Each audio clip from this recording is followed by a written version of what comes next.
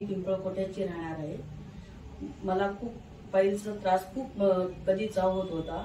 मी खूप दवाखाना केला, खूप पैसे खर्च केले, पण मला कुठेही त्रास चांगला झाला नाही माझा। तर मला दुसरीकडून नवकार हॉस्पिटलमध्ये जावं असं मला कोणीतरी सांगितलं। तर मी नवकार हॉस्पिटलमध्ये आली। तर मॅडमांशी माझं बोलणं झालं। मॅडमांनी मला चेकअप केलं, परत स्कोपी केली। माझा त्रास काही बंद होत नव्हता। तर स्कोपी केल्यानंतर रिपोर्ट आल्यानंतर मॅडमांनी मला असा सल्ला दिला की तुम्हाला ऑपरेशन करावं लागेल। तर मी ऑपरेशनला होकार दिला। माझं असं म्हणणं आहे की ऑपरेशनचा माझा खूप जीव घाबरायचा, पण मी खूप धीट मनाने ऑपरेशनला होकार दिला।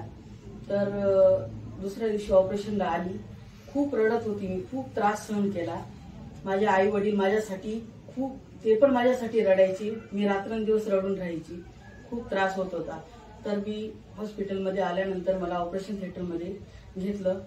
तर पायलचं ऑपरेशन केलं माझं लेझरद्वारे। खूप खूप त्रास सहन केला, पण ऑपरेशन झाल्यानंतर मला 5-6 तासानंतर शुद्धीवर आली। पण माझा त्रास मला खूप कमी वाटायला लागला।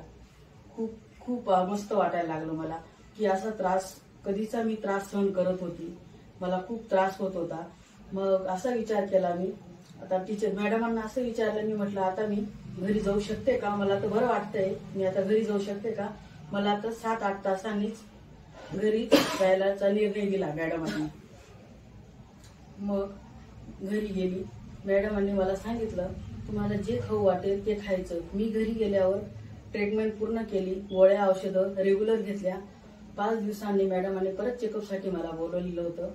तर मी 5 दिवसासाठी जे खाल्लं, मिरचीचा ठेचा, भजींची आमटी, जो पदार्थ नाही तो पदार्थ मी खाल्ला, पण मला काही त्रास झाला नाही।